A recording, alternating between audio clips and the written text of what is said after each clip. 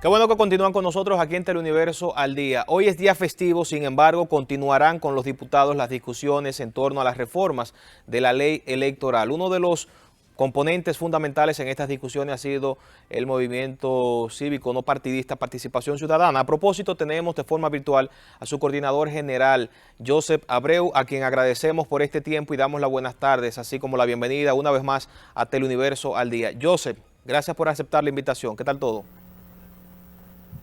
Muy buenas tardes a todos ustedes y muchísimas gracias a ustedes por permitirnos llevar la voz.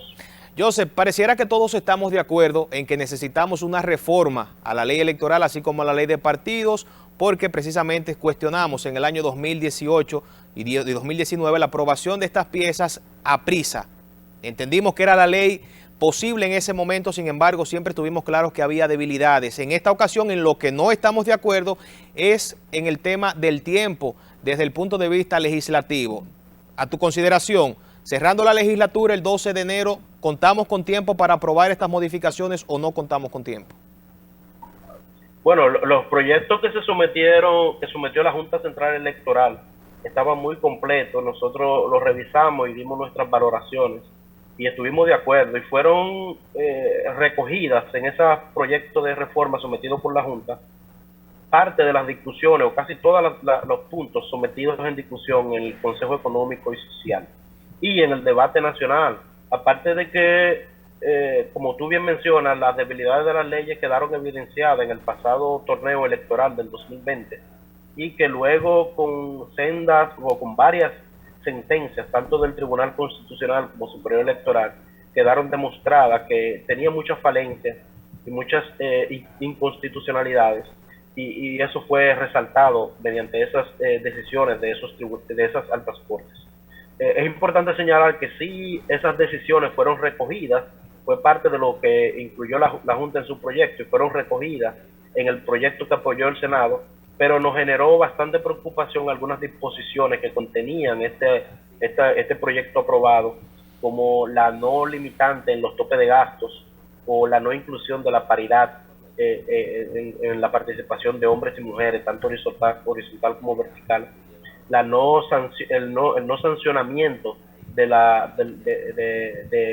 los reportes o informes de gastos, tanto de los partidos políticos como la no inclusión de una obligatoriedad de los candidatos de forma individual de hacer reporte de gastos, porque muchas veces los candidatos reciben a nivel personal e individual, aparte de los fondos que reciben los partidos, muchos aportes. Sin embargo, estos no tienen la obligación de informar como lo tienen los partidos y las organizaciones políticas. Entre otros temas en el régimen sancionatorio, que una parte ya fue incluida en el proyecto aprobado, pero otras, como los temas de la sanción en materia de los plazos de campaña, entre otros aspectos, fueron dejados fuera. Yo, Eso fueron de los puntos que nos generó preocupación, además del ya citado artículo 27 del proyecto de ley aprobado por el Senado, que sometería a la Junta a una especie de subordinación a los partidos políticos, quienes le estarían obligando, según el proyecto de ley, a hacer reuniones periódicas, de manera cuatrimestral en los años no electorales y de manera mensual en los años electorales, para conocer los procesos abiertos, conocer los planes que tenga la Junta de cara al proceso electoral y mantener informados a los partidos políticos.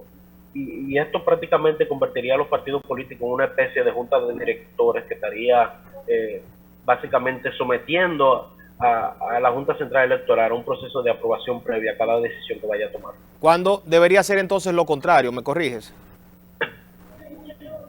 Sí, bueno, los partidos políticos han alegado, o representantes de los partidos políticos, que a ellos les preocupa el silencio administrativo durante los procesos electorales, que según ellos le afectó bastante en la reforma electoral pasada. Y estas decisiones, ellos, o lo que nosotros recomendamos es que si ellos tienen esa preocupación del famoso silencio administrativo, deberían entonces plantearlo mediante otro mecanismo y no ese mecanismo que ellos están planteando.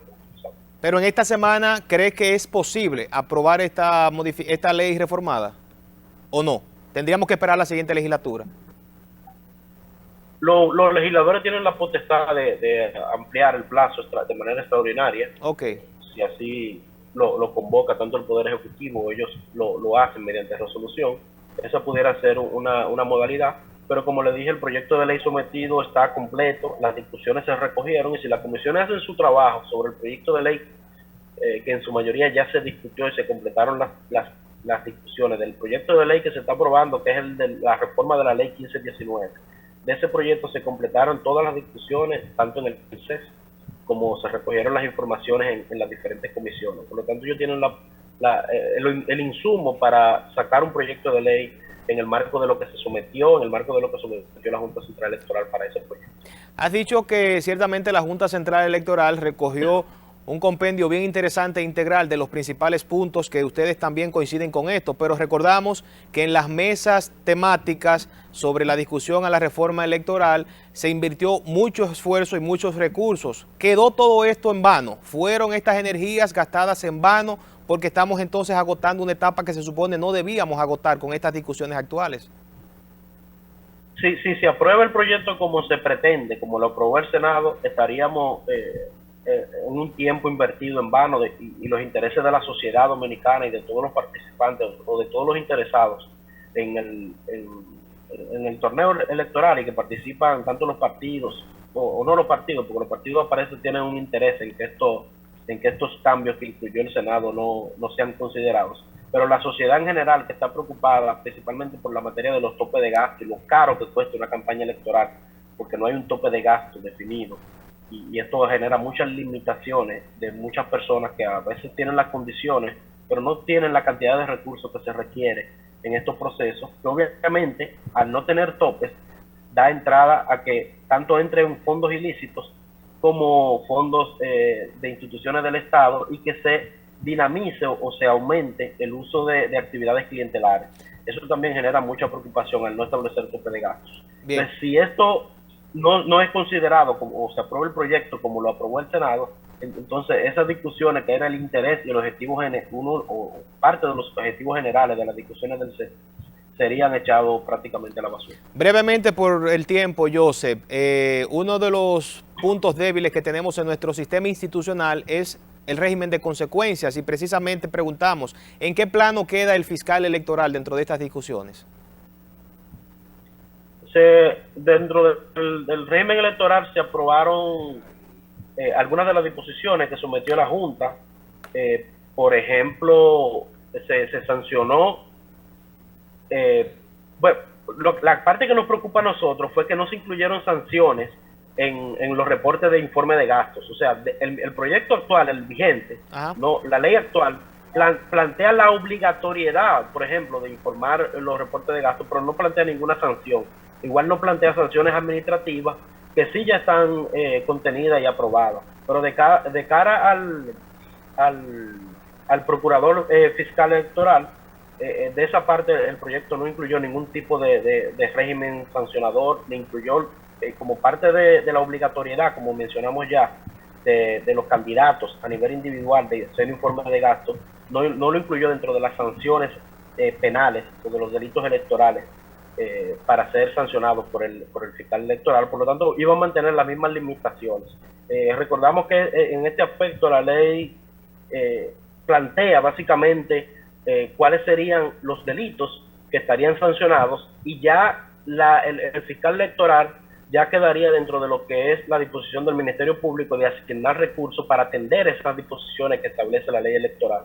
O sea que en esta ley no se va a establecer la conformación del fiscal electoral en sí, sino simplemente la tipificación de los delitos, el alcance que van a tener, y ya en base a esto se le asignan recursos a ese fiscal electoral. ¿Estás optimista? ¿Cuál es tu presentimiento sobre lo que nos espera tras, en este año preelectoral?